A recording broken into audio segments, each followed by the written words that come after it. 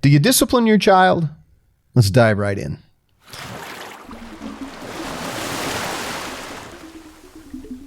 Well, here we go again. Another interesting story hits the news. We have in the city of Chicago, as well as in some cities in California, these mobs of teens that are running around terrorizing communities, breaking into convenience stores and stealing them blind, or in one case, surrounding a woman who was entering a building and totally, robbing her and beating her. And it's horrendous. And the thing that blows my mind, James, is the reaction that's coming from some in government. And I want to read to you, in fact, Mayor-elect Brandon Johnson, and this is from Chicago, said, "We need to be very careful, cautious, not to demonize these people. It is not constructive to demonize youth who have otherwise been starved of opportunities in their own communities. We have to work together to create spaces for youth to gather safely and responsibly under adult guidance and supervision to ensure that every part of our city remains open and welcome." Hogwash. Yeah, well, let me just read to you what God says to the church. Okay, that would be a good counterbalance. Which is children, right? Mm-hmm. Those whom I love, I rebuke and discipline. So be earnest and repent. Oh, wow. That doesn't sound quite the same. In other words, we don't want to praise that kind of behavior, do you think, maybe? Yeah. I'm shocked at the reaction of, more than anything else, the reaction of people who feel like we can't do anything to try to suppress activity or behavior that is not conducive to social norms. And again, I think this is part of the great deceit of Satan. He's pulling out from under us everything that anchors society together, including civility. And it starts with the kids. You could see this coming, I think. I mean, you can go back and look when I was a kid, since then until now, the change in the way people are even caring for their children or raising them. There's some passage from the Old Testament that you and I, we were kind of chuckling as we were reading them, but I want to read some of these to you. It starts with the gentle words of Proverbs 22:6. Train your child in the way that he should go, and when he's old, he'll not depart from it. But then you can go to passages like Proverbs 13:24. If you spare the rod, you hate the child. If you love him, you give him, be diligent to discipline him. That's how you show love to him. The rod and reproof give wisdom, but a child left to himself brings shame to his mother. Those are the kinds of verses, and even there's one that goes so far in Proverbs that says, if you strike your child with a rod, he's not going to die. Proverbs 23:13. Yeah. Tough language. It is that tough, yeah. even fit in our society today? No, I think I can't tell you how many times I heard people, I won't say who, say that, oh no, you should never hit a child. That's just mean. That's cruel.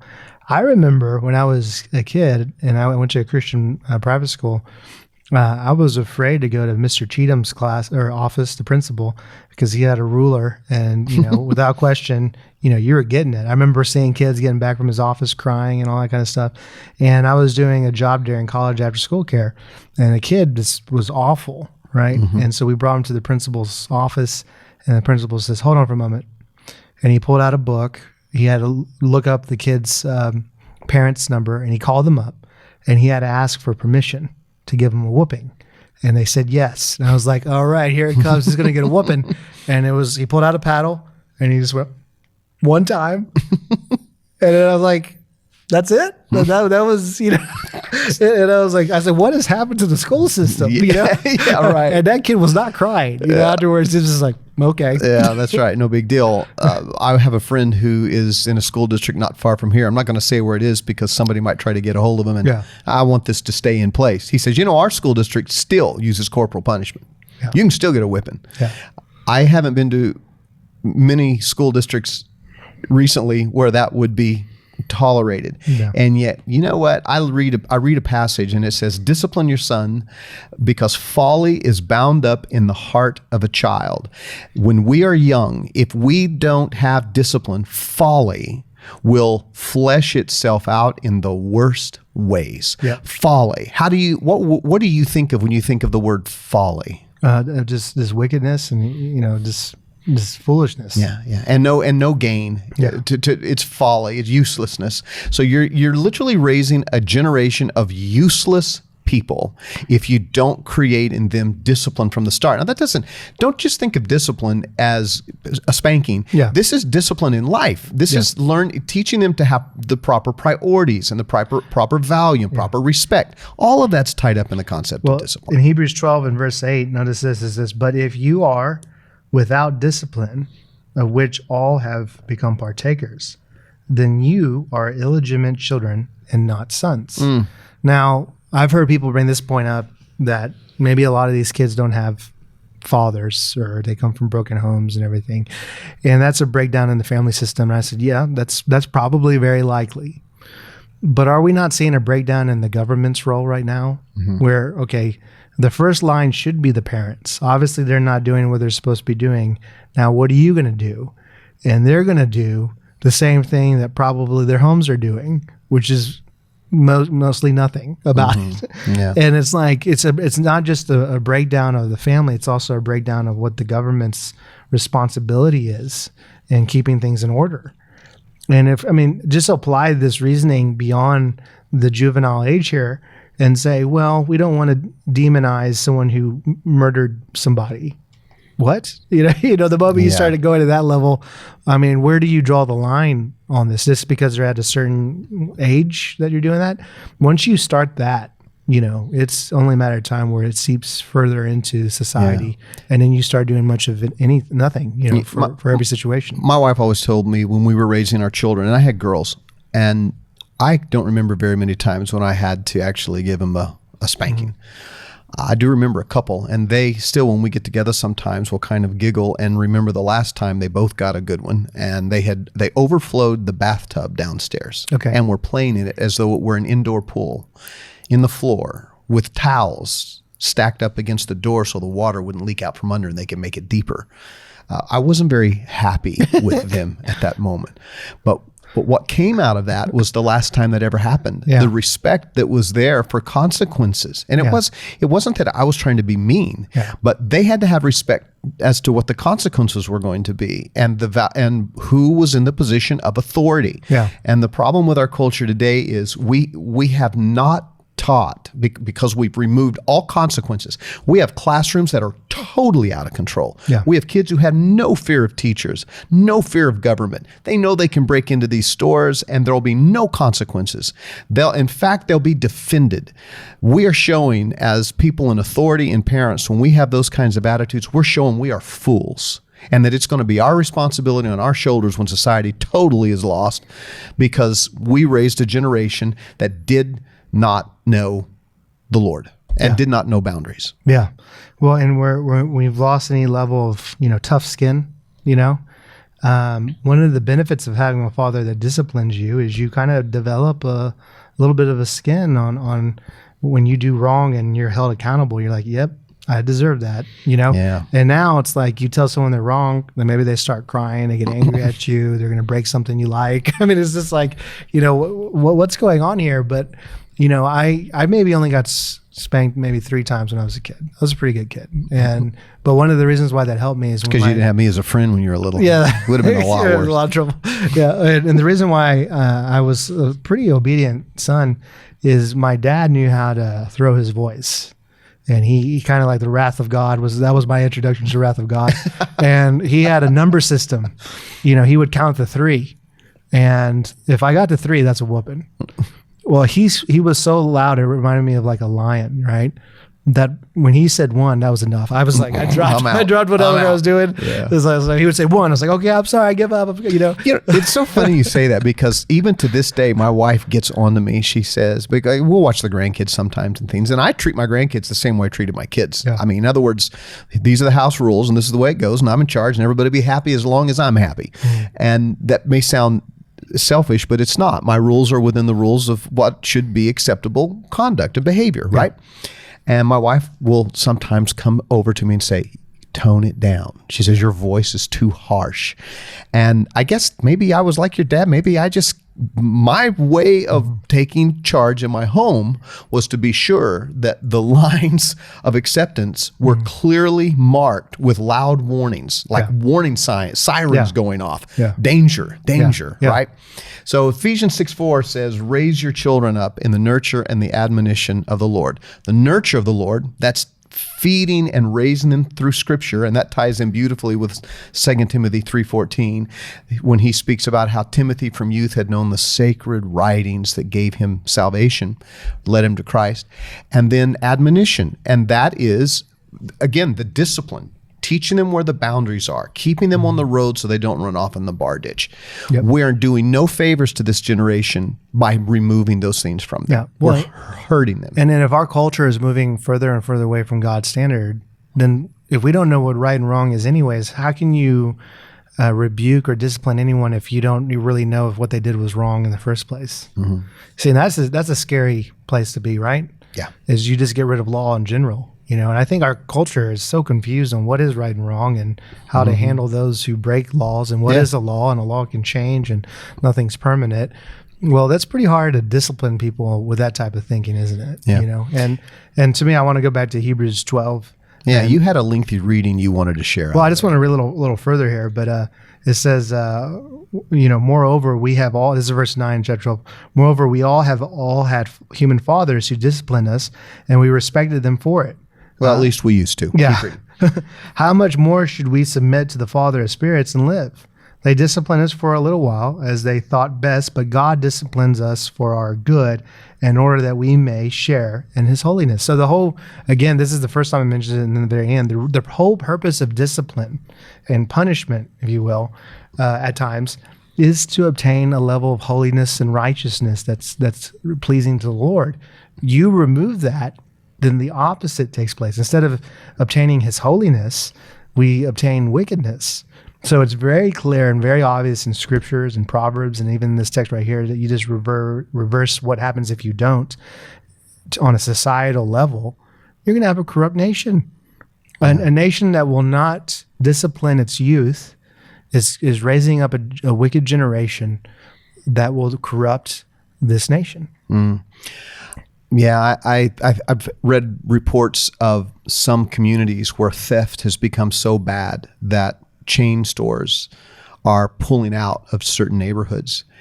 And this is being blamed on racism and all sorts of things. But the reality is there are some environments where society simply can't function in a reasonable way. And it's because there is no discipline. Romans says there is no fear of God before their eyes. And that's really the point we've come to. There's no fear of God and there's no fear of authority. And as a result, because they know there are no consequences, as a result, they do as they will. And you end up with absolute chaos. Imagine a family where there was in fact, a lot of the issues in some of the communities in the United States has to do with no father in the home. And while that's blamed as the reason for this kind of conduct, it's still not an excuse, is it? There's a difference between a reason and an excuse. And in these cases, this still goes back to, look, we've got to be... It reminds me of a message I gave not long ago from 1 Samuel chapter 2, the story of Eli and his sons. He had two sons.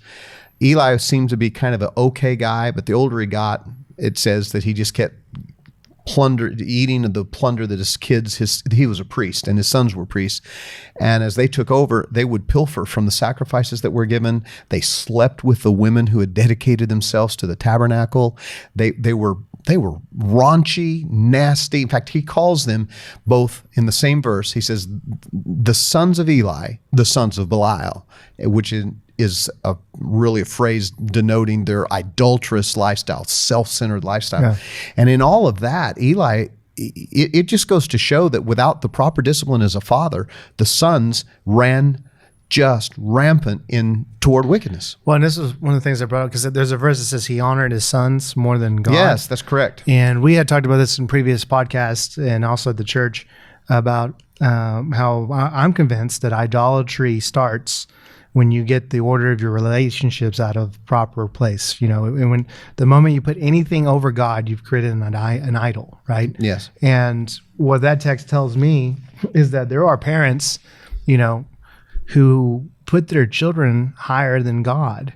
Yeah. And when you do that, you can't discipline or raise them properly because God has to be the standard above everything you do. And when he's not, and you put your kids in that place, expect to have some pretty interesting kids grow up out of your house. Do you think that one of the problems, I read verses like Philippians 3:18 that speaks about a people whose God is their appetite or their belly.